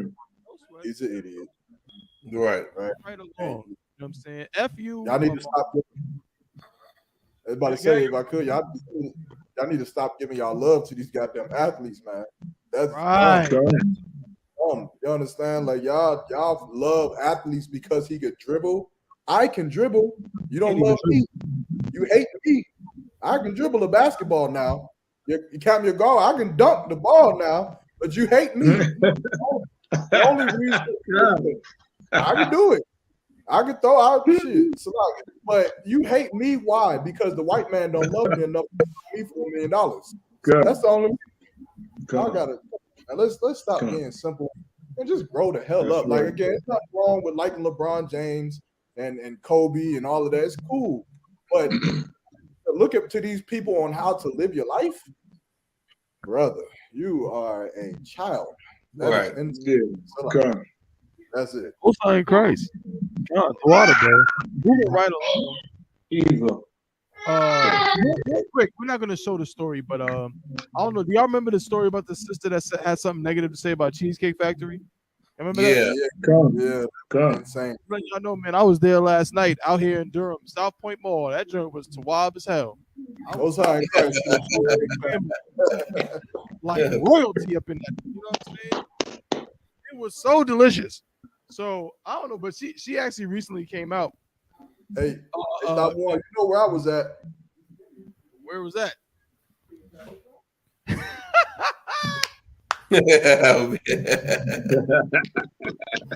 want to call the date with me? This is what we're doing. Applebee's, $1 margaritas, and they only got one flavor. That's right. Margarita time. I just want to read a little bit. You damn right, y'all. I want to read a little bit of this article. We're not going to spend too much time on it because we probably can do this one in one. So her name was the couple. It was, I think he was like, the dude was an heathen and she's an Israelite. But the dude's name was Jay. Her name was Alicia. Since they first met at a bar in Midtown Atlanta, when he saw her, he approached her and asked her out. Alicia said she wasn't attracted to him on sight because she was so much taller than he is. But after talking with him, she said he was thoughtful and engaging, and that she liked his heart. She opted to give him a chance. As for the date, Jay, this is the dude, makes it known that the initial plan wasn't to take her to Cheesecake Factory. He was going to take her to somewhere else, but the original plan fell through because she was so late. He told Wesley that he might not have put his best foot forward, taking Alicia to a chain restaurant, but felt like the video paints him in a negative light and that she went too far recording him. Here's the quote from him. Women kind of have this image of me based on the video, which hasn't helped. It's like they might think everything about me is reflected in that video, and I don't think it is. Her recording me did feel like that's where she was trying to take advantage. It felt like at the time that she was trying to get a free meal from a fancy restaurant and then get content from me on YouTube, Facebook. I want to read what she said. Alicia says that wasn't the case. In fact, she felt like Jay didn't see her value by taking her to Cheesecake Factory. So she wanted to record a video of her experience for a few women's groups she's part of, red flag, whom she often addresses for opinions on dating matters. Here's what she said. I felt like he didn't see my value. In that moment, I felt like I needed the support of my viewers in that moment. I discussed relationships and things like that. So I thought that was a good opportunity for me to have that conversation and see, like, what does everybody else think? Alicia explained. I wasn't really taking Jay's feelings into consideration. I wasn't trying to be necessarily malicious or anything. Alicia also said she runs in circles. I want y'all to, this is what I don't talk about. We might end the show on this. Alicia also said she runs in circles with women who have a high standard of dating. But looking back at her date with Jay, allow her to see how her reactions weren't helpful. This is what she said. To be fair, I was always raised that the man is supposed to cater to you. You're courting me, so court me. That means wherever I want to go, you take me. Whatever I want, you buy me. That's courting. I'm looking for a provider, she said. But after the conversation, I could see how there was a lot of I in that exchange. I was definitely very self-centered. I can appreciate if I do want someone to provide for me, I at least got to be a little bit nice. I'm a beautiful woman, so I expect to be treated like royalty. Last part. I see you, y'all. I see, bro. I see what you This is the part. She also noted how black women are, end quote, tired of having to settle. And she wants a, God damn, the story's writing itself. She wants a, end quote, soft life. But that she also has to be soft and not combative to receive that kind of lifestyle. Yarmak, what you got there in the background? That's an interesting photo, my brother. That's just my response to all of that. Everything she just said was dumb. She said courting. The definition of courting is this. Courting, definition, to be involved with romantically. Thank you. With the intention of marrying. What the hell definition did she just give? I'm supposed to buy you everything? You're supposed to get everything that you want? You better get the hell up out of here. That's look, I don't know. That's not, again, what is up with these ugly women who was making these insane demands? You are ugly. Like, get that through your thick skull. You are ugly. You better be happy with what you get and shut up. You understand? Again, this is like, you're ugly, you uneducated, you nasty, you got a terrible spirit, and you dumb. First of all, Benihana is a chain restaurant, you idiot. You understand? Steak 48 is a chain restaurant. Morton Steakhouse is a chain restaurant. What are you talking about being taken to a chain restaurant is cheap? You, oh man. Like, look, what shot I don't want to, but Elon, do what you do. You know, go find you an Israelite woman who is not like her. Salakia, we'll deal with our sisters and fix it. Right. This bitch is broken. She's right. broken. You understand? I damn near want to just give her to Elon and say, stay over there. You understand? Right. And don't come back. But that, what she did is terrible, man. You understand? And I can't even speak on it too much that once. I don't want to say what I really want to say. But come on, man. it was terrible, man. You understand? Just, you know, women. And you know what? I almost want to say that, like, real women, they look at that like her and they laugh, man. There ain't no real woman on this earth that is looking at that story and is in agreement with that broad. It can't be. You understand? You giving everything you want to get, everywhere you want to go, you're supposed to give it. Come on, man. Make it make sense. Make it make sense, number one. But for now, I'll just leave that up there. That's just my response in its totality for that sister. Wearing purple lipstick. Can somebody tell purple lipstick ain't, that's not what we doing. You understand nowadays. So like it. Good. Well Like, said, brother. Yeah, I'm gonna leave it at that. She said that she hangs out in circles of women who have high standards. Oh, that was the one thing. Salaga, if I could, that last part too. She mentioned she didn't want to settle. Again, you're dumb. What? You better thank the Lord. But what are you talking about? If you choose any man, what do you have to do to stay with that man, Thabawan? I mean, if I'm not mistaken, if you're going to marry a man, you have to settle. I don't care if you're marrying LeBron James. You got to settle with LeBron James. If you're marrying Tuki from down the block, you got to settle with Tuki.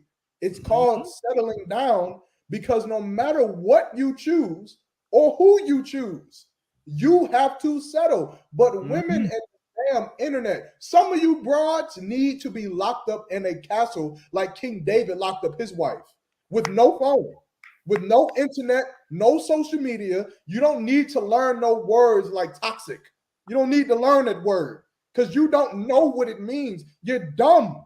You don't want to settle. Every man you choose to be with, you're settling. It doesn't matter if he has everything you want. You'll settle for that. If he has nothing you want, if you choose him, you're settling for that. I'll be quiet. So I land my point. Well said, brother. Well said. Again, she said, I was raised that the man is supposed to cater to you. You're courting me, so court me. That means wherever I want to go, you take me. Whatever I want, you buy me. That's courting. I'm looking for a provider. Cap. We need to find her mother or whoever the hell raised her. Cap. Was she raised correctly? Right.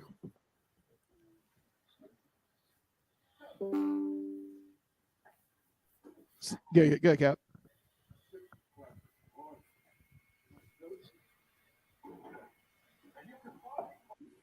Jeez, you know. Have y'all ever chocolate soup? Say it again. I'm asking any Yakim. Have y'all ever had chocolate soup? No. Hot chocolate. Y'all never had it, right? Nah. Chocolate soup. No, never had chocolate soup, sir. Okay, I never had it either. But she's about dumb as a hot bowl of chocolate soup. That's how dumb she is. You know what I'm saying? We come with her. Come on, man. She's real simple. She's real simple, and you know what I'm saying. And social media is made for people like her. You know, she can just give her thoughts. Any little stupid little thoughts she had in her little dumb, stupid head. She can be somebody. Really, she's an idiot. She's an idiot. I really have a whole lot to say about her. She's an idiot. She's an idiot.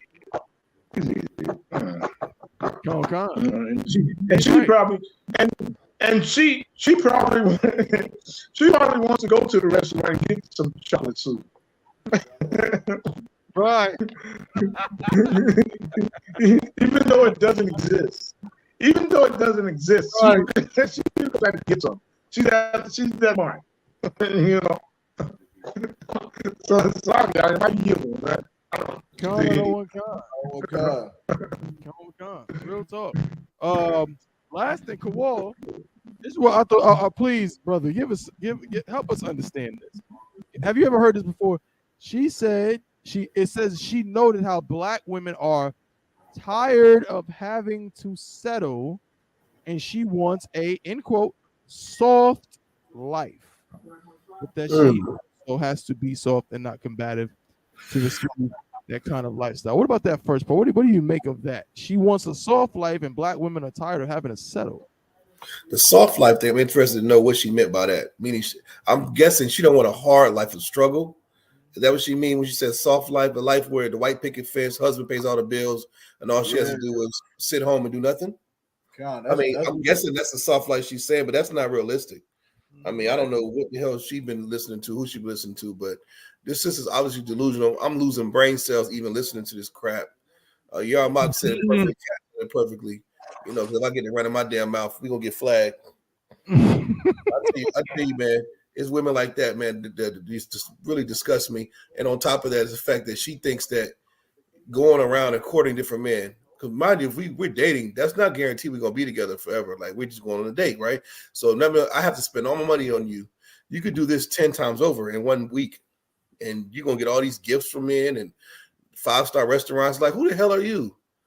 Like, you're not pimping me, dumbass. Like, what she really thinks she's a pimp. Like, she's like a female pimp, and I'm the John. Like, I'm just going to just do what you say, right? Hell no, man. She tweaking. But these desperate dudes out here, they make women like that possible. I say it all the time. I call them white knights, rescue Ronnies, Russell West Havens. They make women like this possible because they're not putting their foot down. So Right. obviously she got courted by some goofball who's been allowing her to do what she wants and worshiping her. These are the same niggas in the comments that be like, you can't tell a woman what to wear. That's why she's acting like that, because of men like that. Mm-hmm. Men that ask you where my hug at, like just weak ass niggas. Like I can't stand it, man. Like I don't know. She'll be single for, like Kevin Samuels said, she'll be single or die alone, and that's not, you know, I don't know, man. I'm just at this point. Videos like this really bother me because there's so much that can be said, but women will still find a way to have no accountability and, you know, give her excuses and make her the victim. So I yield, man. No, but if I could, the floor is open again. We're probably gonna talk about this, and then we're gonna just kind of just briefly gloss over one more thing. But this concept, because I've been hearing it a lot, Aki and Adawan. Concept: Black women are tired. You ever heard that? Like, Black women are tired of settling. What do they want? What's up with that? Like it. If I could, I missed one part I wanted to say, man, to all my sisters out there, right? We tired of hearing you talk. At least I am. You understand? Like, if you a Black woman and you stuck on this, men are toxic, and I'm tired of settling. Bitch, stop doing it. Stop doing it. You understand? Like, why are you every damn day, every second you talking about how unhappy you are? Bitch, do what makes you happy. Right. You understand? Especially if you in the truth and you got a husband and you think that, oh, my husband ain't this. And I just know that there's a man out there who will pay all of my bills, who will sex me exactly how I want to be sexted, who will never put hands on me, who gonna give me children that's gonna make it to the NBA. Bitch, leave your man and go get him. Stop talking about it. Stop saying how unhappy you are. We're tired of hearing it. Put some action behind your words. Leave your husband. Don't do that. Leave your husband. Go find the perfect man and go be with him so my ears can stop bleeding from your mouth. Just shut up. Go do it. You understand? The problem is this. Your box ain't that good. It's not. You're not that pretty. There isn't a man that's going to pay for all of your bills. There isn't a man that's going to give you the soft life and give you children that's going to be NBA players and NFL players. It's not going to happen. You know what's going to happen? You're going to leave your husband and you're going to find a man who wanted you for your box, and he's going to get it a few times, and then he's going to beat on you the second that you emasculate him. The second that you run your mouth, he's going to beat on you and he's going to abuse you. And you're going to find yourself settling again, you dumb bitch. Right. You should have settled the first time. You should have just settled for your child's father. You should have just stayed with him.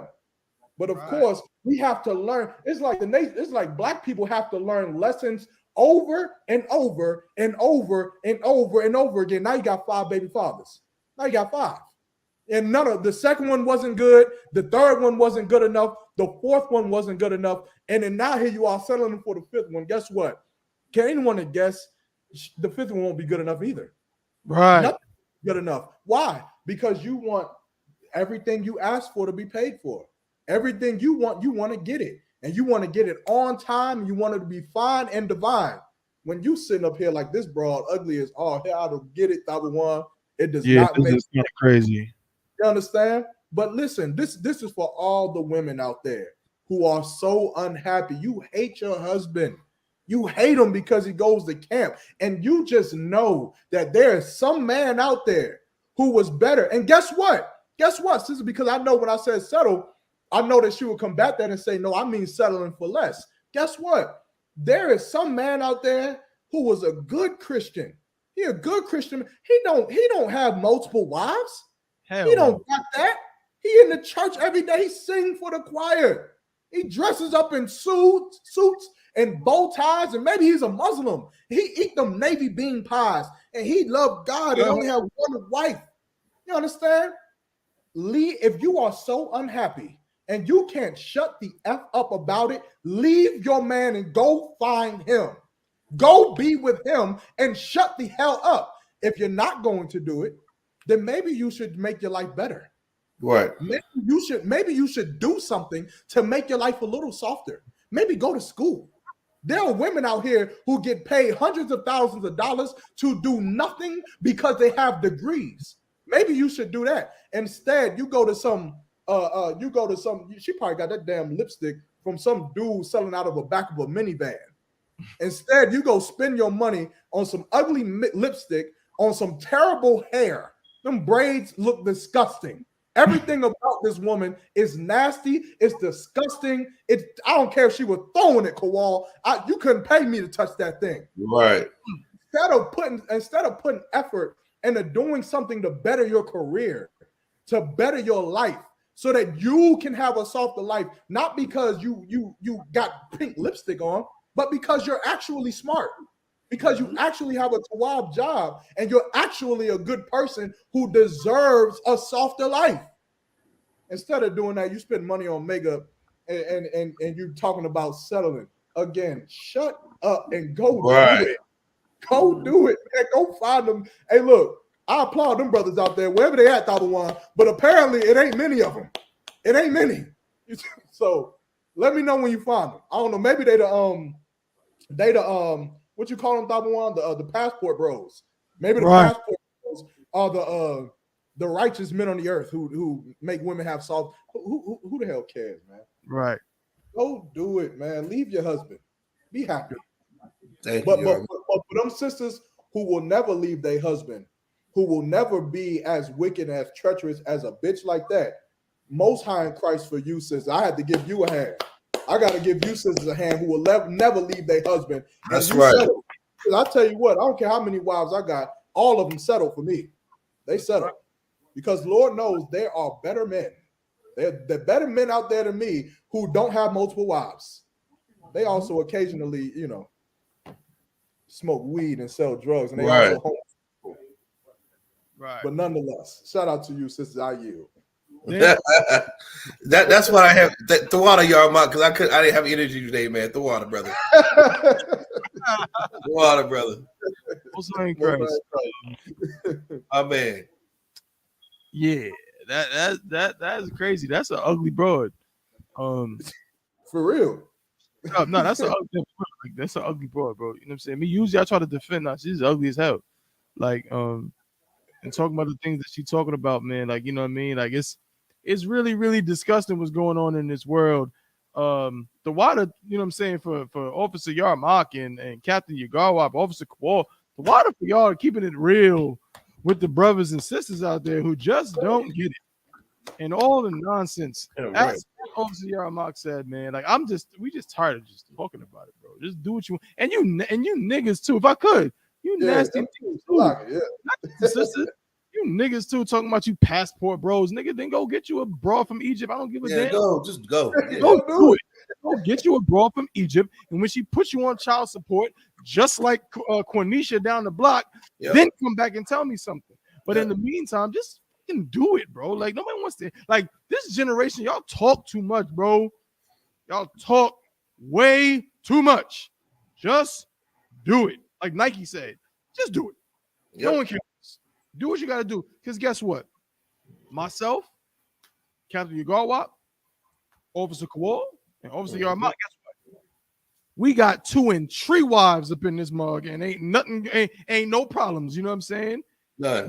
2 and 3 up in here, and we doing just fine. We're about to go to the fair, you know what I'm saying, and have a good old time. You know what I mean? Like, so we ain't worried about the things that sound like a personal problem between y'all brothers and sisters in the world. That's something y'all got to worry about. You know what I'm saying? And as far as black settling, shout out to Officer Yarmak. What you said is absolutely right. I'm gonna end on this again. If you don't want to settle, then just say you don't like black people. Right. Like we said at the beginning of the show. Just say you hate niggas. Just say you hate black people. Just say you hate Hispanics and Native American Indians. Because no matter how you slice it, you settling straight up. You get with some Hispanic brother. Maybe he got his money together, but what about his background? What was his family like? He might be an immigrant, according to America. Some brother might be a what? He might be a felon. You know what I'm saying? There's all kind of different issues a brother or a sister might have. If we love each other, guess what? That means we got to settle for each other. Pause. You know what I'm saying? Like, I got my brothers, Captain Yagarwap, Officer Kawal, Officer Yarmat. I didn't come in this truth perfect. They settled just being my brother. Right. They didn't say, well, you know, I would be his brother, but his finances are not where I would like them to be. I would be his brother, but what kind of job does he have? I want to check his pay stubs. I want to check his 401. They didn't do that. Now, of course, some fake Israelites do that, but that's none of my business. You know, I.U.I.C.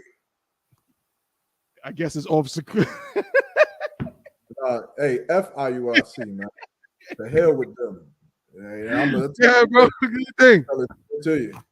Right. Man, much polygamy, but this us. Ooh. Yeah. Yeah, we settling. Right. and like Tabawan said too, even you brothers, you want to bitch and complain about how terrible your woman is. How terrible you want to just all day, every day. Shut up. Go do it. Again, I ain't gonna harken on it. Just go do it, Al. Go do it, man. Go do whatever it is you want to do. Go get Beyonce. Go to Beyonce's concert and show her how fly you are with that new Javelin apparel, of course. Right? Show her how fly you are. And then Beyonce gonna come down on the stage and say, I renounce my marriage with Jay-Z. I want to be with this nigga in the stage. Yo, Most High in Christ, go do it, man. Go do it. Of course, the problem is the woman that you got, she settled for you out. You ugly too. You a lame nigga too. You understand? She settled for your ugly ass, man. You better be happy about the woman. You know, Salakia, man. I'm just keeping it real. Brothers and sisters, man, y'all got to start being realistic, man. Y'all both settled for each other. Otherwise, you wouldn't have been with each other. You wouldn't have slept with her. She wouldn't have slept with you unless you settled for each other. It's always going to be better, man. It's always going to be a more beautiful woman. It's always going to be a man that got more sense, got more money, is strong. It's always going to be better things in life, man. But I'm telling y'all, this is for the real people out there. This is for the real. Until you love what you got, man, love what you settled for, you going to always be on this chase of something better, and you ain't going to never find it, man. I promise you that. I promise you that. And if you don't believe me, then keep chasing. Just keep going. Get on the chasing. Yo, Mark, so Lock, I gotta give you another hand, brother. No sweat. You know what I'm saying? Obviously, our Mark saying is so heavy. We've been talking about it all show, man. Yeah, keep chasing it like a damn crackhead. You know who chases? A crackhead chases, man. A crackhead and an H fiend, a heroin fiend is always chasing a feeling, because that's really what they want, y'all. That's what they want, Cap. They want a certain feeling. I want to feel like something like I'm royalty because you didn't take me to Cheesecake Factory. Me and my wife went to Cheesecake Factory last night and had the time of our lives. Because why? Because the damn shit is good. Salakia. It tastes delicious.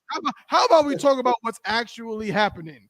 The food is delicious. The $1 margarita at Applebee's is delicious. You understand? All my iced teas are top tier. They're wonderful. But because you've been watching a nonsense your whole life, and your parents raised you to be a piece of garbage, and you don't know anything, you think that your life is supposed to be effing a Cinderella. Your life is supposed to be Snow White and the 7 midgets. I mean, dwarves or whatever the hell it's supposed to be, when that's not real, man. Real. That's why the I.S.U.P.K. Shout out to Commander General YAHANNA and the I.S.U.P.K. man. That's why marriages last in here, because of what Officer Yarmak just said. Because we understand, guess what? In order for love to reign, we gotta settle, man. We have to. I'm not perfect. What's the phrase we say, Captain Garwap in his school? Man, I ain't shit. Me and Yarmak always say, Yarmak be like, I ain't shit. I be like, bro, I ain't shit just like you. Because you know what it is? It's not because we actually know we're better than most people. But the reality is we understand perfect. Always get better. You can always learn more. You can always be more. And so my wife, Captain Garwap's wife, Yarmak's wife, so like we understand, man, that we're not perfect. So for these sisters, they had to settle. But you're gonna spend the rest of your life chasing that high like a damn crackhead. Guess what's gonna happen? Just like a crackhead, You're gonna end up in somebody's gutter. You're gonna end up all alone. You're gonna end up dusty. You're gonna end up disgusting. You're gonna end up by your damn self chasing some stupid dream and some nonsense that's not real. So sisters, don't be like, let me pull this broad up on the screen. Or you end up happy.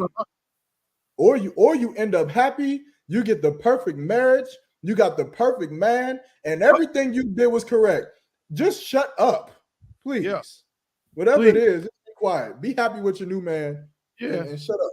But even though you're not gonna get it, YAHANNA's being nice. YAHANNA's being nice. You're not gonna get it. You can chase it. You might feel it for a couple months, maybe even a couple years, but eventually you're gonna find out that dude that's so nice. Oh, my man is so da da da. Yeah, he likes touching little boys on the side. Yeah, you got to settle for that. He likes fondling little boys. You know what I'm saying? That's what you're gonna find out, because real men don't operate like that. Just look at the brothers in the I.S.U.P.K. These real men that go to camp and do the work they do. They're gonna have more than one woman. I think I might be saying something they don't like. They're gonna have more than one woman. They're gonna look at other women. They're gonna be attracted to other women. Guess what, sis? You're not gonna be the only one. It's just not gonna happen. Sorry to tell. I'm sorry. Call it a hot commodity. Every woman want that man that they feel is the best man, that they feel is hot. Yeah. You understand? You want that brother that's the flyest brother, the brother that's the nicest brother. You want him, but then you just can't fathom the reason why other women look at that same man and say, damn. You want the man that other women want, you idiot. Exactly. Which is why if you don't want, you understand, a man who has more than one wife, go get you the man who don't have them. But when you find out it's because he's gay, shut up. Shut up. You're gonna have to love him. You love him. Man, we were just talking earlier, Thabawan. I done debated 3 times today about this picture right here that I posted on Instagram. And it was mind-boggling to me that I had to debate people about this. Right? Wow. I posted this on Instagram and I said, a terrible father. That's what he is.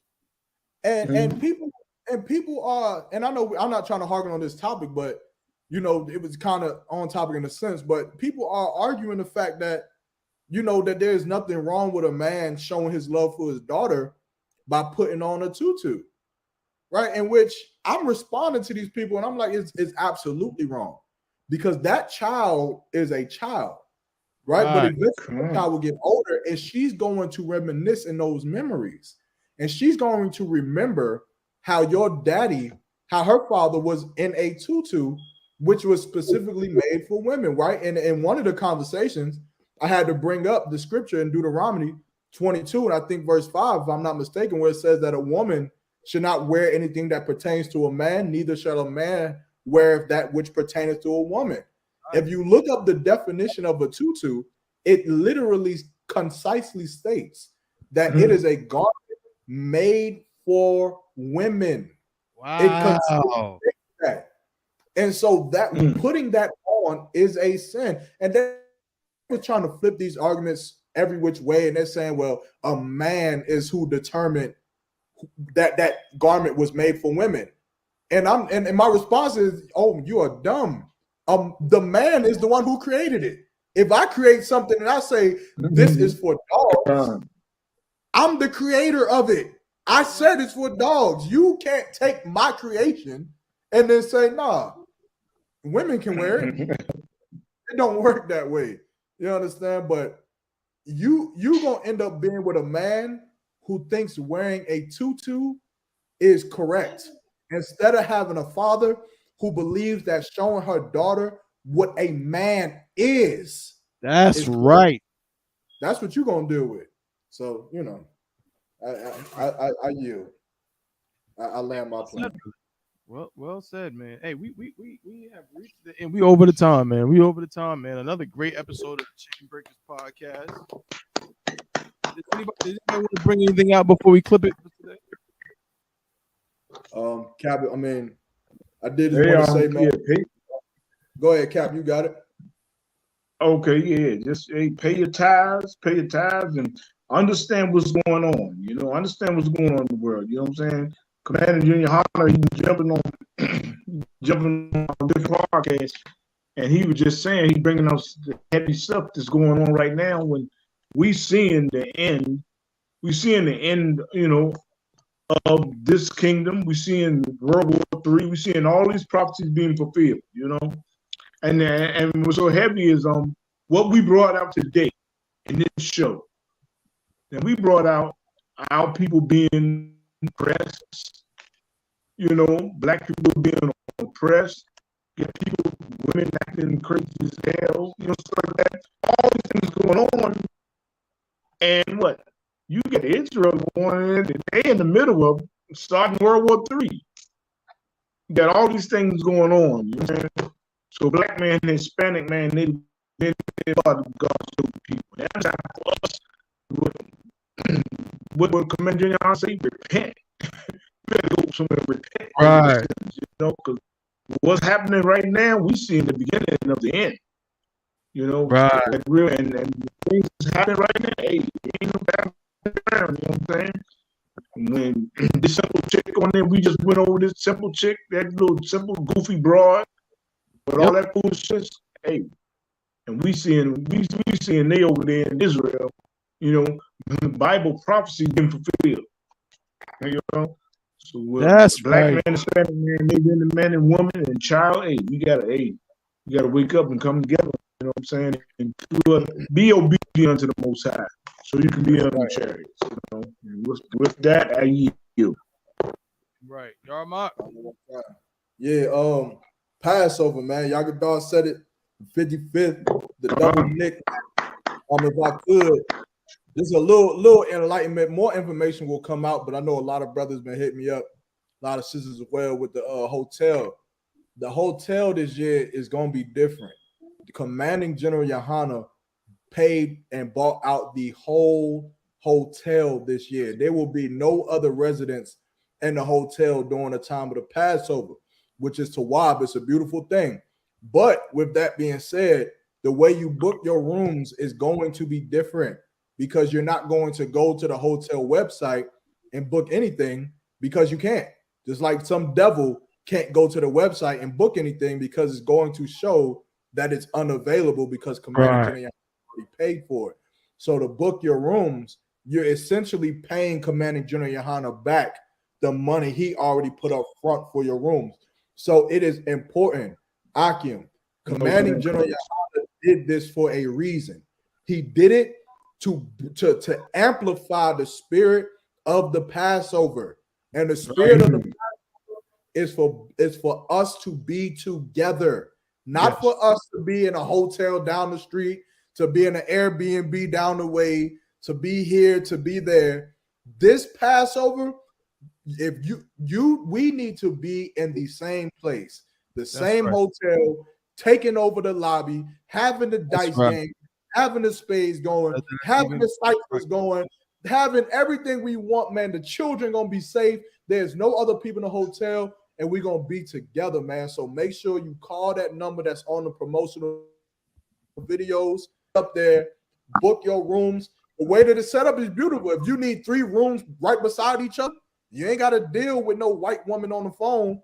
You dealing with, Captain Zakar himself and his team that he set up now. So you can set up your rooms, be right beside each other. Or if you need to put 3 ribs on different floors, do that too, man. Do however you got to do it. Call that number, get it done, get prepared. And if you got any questions, reach out to brothers in North Carolina. But after this Sunday, I'm sure more information will be going out for the public as far as the 55th annual Passover. And with that, that's it. I yield, man. Y'all brought up in that cap. Y'all was in the beginning of the show. We're trying to turn Bull City into UPK City. We're trying to turn it into one West City. We're gonna take over this whole joint, man. So make sure y'all, call in, get your arrangements together. It's gonna be glorious. It's gonna be glorious. You know what I'm saying? So we reached the end of the show, man. We appreciate everybody for tuning in today. Another Tawab show. Next week we're gonna be back at it, same time, same place. We started a little late today, but it's no sort. We're always gonna adjust. You know what I mean? So hit us up. You know what I'm saying? Chainbreakerspodcast@gmail.com. If you got, you know what I'm saying, anything you want to contribute to the show. Also, man, if you want to join the show and get on and, you know, speak to us or whatever, we're working on getting a call-in number. But for now, just let us know and we can hit you with the link and you can easily just join and talk to us. You know what I'm saying? But that's all we got for today. So until next time, to the brothers, we say shalom, Yahweh Shemi Hawashah Baraka Thumb. And to the sisters, we say shalom, Yahweh Shamar Alathun, Ba Shemi Hawashah.